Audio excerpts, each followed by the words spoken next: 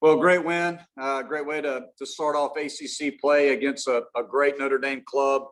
I thought offensively, our guys, I don't know if we could have been much better than we were tonight. Sheehan gave us fits 2 years ago, and we were able to score 5 runs off of him, and then tack on more runs. After that as well, had 2 big innings tonight. And, by a general rule of thumb, if you give up a big inning on defense, which we did in the 6th inning, you got to have 2 big innings on offense to offset it, and we did that. We scored 13 runs tonight off of 14 hits. Had just monster days by Kier Meredith and Bryce Teodosio. And you look at our lineup, the thing that I'm most proud of is 6 through 9 in our order scored 9 runs tonight. So we had great offensive production from everybody in the lineup, and and we needed it. The wind was blowing out. We gave up some runs ourselves, and overall, just a great way to get ACC play started off. Hey, Coach Trevor Gross from CUTigers.com. Sharp got the win, but 6 walks and 2 strikeouts for him. Not what we were used to seeing in his first 2 starts. Did he just not have the same control tonight? Well, I thought his control was really good through 4 innings. I mean, obviously I thought actually through 5 innings he threw the ball very well. We wanted to run him back out there in the 6th inning and let him, try to get through, get into their order for a 3rd time. That was kind of the idea. And he struggled just locating pitches there, and we had to get him out of the game. By that time, it's not an excuse. We still got to execute pitches, but the wind had kind of flipped, was blowing out to right field. And actually, to give Ammons a little bit of credit on a normal day, that ball that got out, for a grand slam, probably would have been an F9. But it was a hitter's ballpark at that point. And, Jonathan French obviously took advantage of it, hit a ball out, to the same side of the field. But I think, pretty much all the other balls that were hit were no doubters. Yeah, he wasn't quite as sharp as he has been. But you're going to have days like that. I thought Nick Clayton did a great job for us, and we felt like we had to go with Gilbert, in the 8th inning. They brought the top of the order back up, and we felt like, we needed to do everything we could to try to stop them because they got a good offensive club as well. Alex Dodd from the Journal and the Clemson Insider. How good is it, or how reassuring is it to see your team have a breakout offensive performance today and score runs in different ways? Well, we're 5-2, so in 7 ball games, I think we've scored 7 runs or more. I think 4 times already. I think that's right. I'm not quite sure. So far our offense has been pretty dang potent.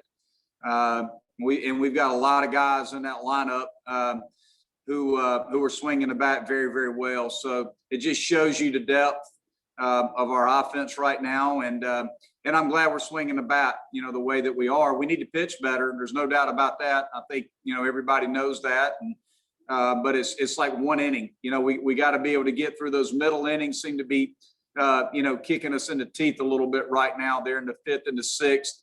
We got to get through that threshold a little bit and break through right there. Either the starters got to be able to get us through the 5th or 6th inning, or we got that first guy of the pen's got to be able to, shut them down a little bit, because if we do that, we got a chance to be really good. But we're a work in progress for 7 games into the season, and so far, I like a lot of things that I'm seeing, but that's one area that we got to do a little better job of. Coach, it's Trevor again. I thought it was interesting there in the 5th inning, just after Notre Dame tied it. You had Henderson on second with no outs. We all know you don't love the small ball, but you let Brewer swing away there, and it paid off for you. You scored the run, and then you did sack bunt with Reagan Reed to move the runners over to 2nd and 3rd, and then that paid off for you as well. But good to be able to get the sack bunt down there when you want to be able to do that. Yeah, well, with a left-handed hitter at the plate, we want to try to let him swing the bat and pull the baseball and move the runner over.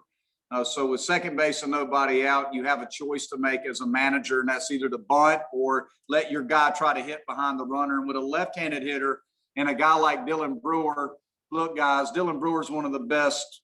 I guess he's technically a redshirt freshman, but when you look at the sophomore class across the country, there's not that many players out there that are better than he is. I mean, he's a left-handed hitter. He's an on-base machine. He can defend. He can run. I kind of trust him to swing the bat a little bit there. He's hitting in the 2-hole for a reason. So I'm going to let him swing the bat and try to move that runner right there. And he hit a line drive back up the middle.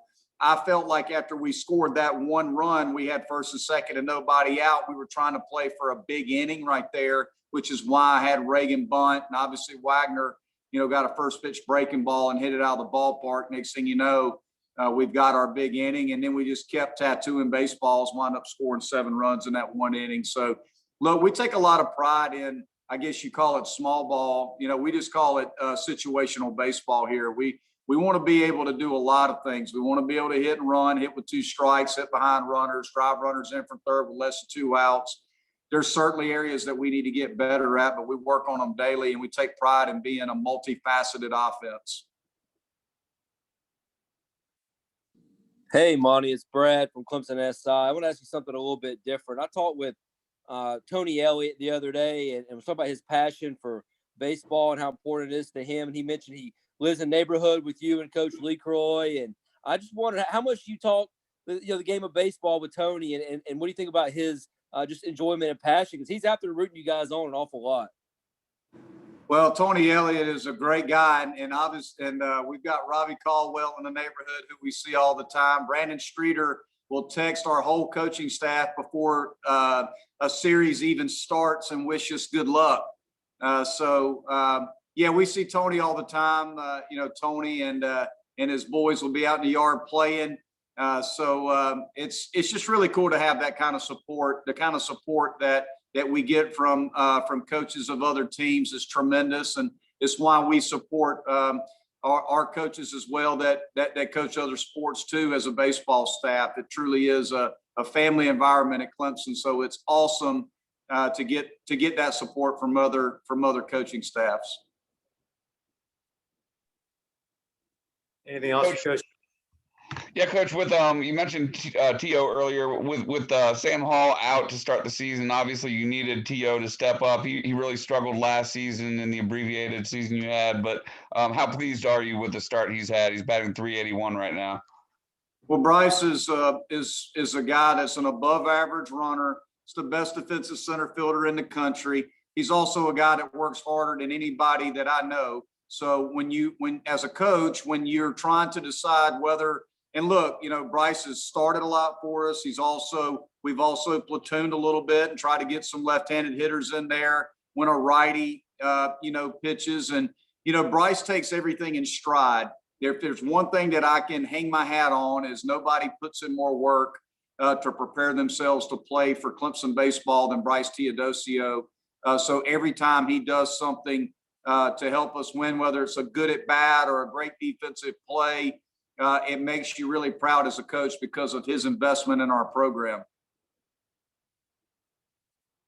Anything else for Coach? All right. Thank you, Coach Lee. Thanks, Coach. Yeah.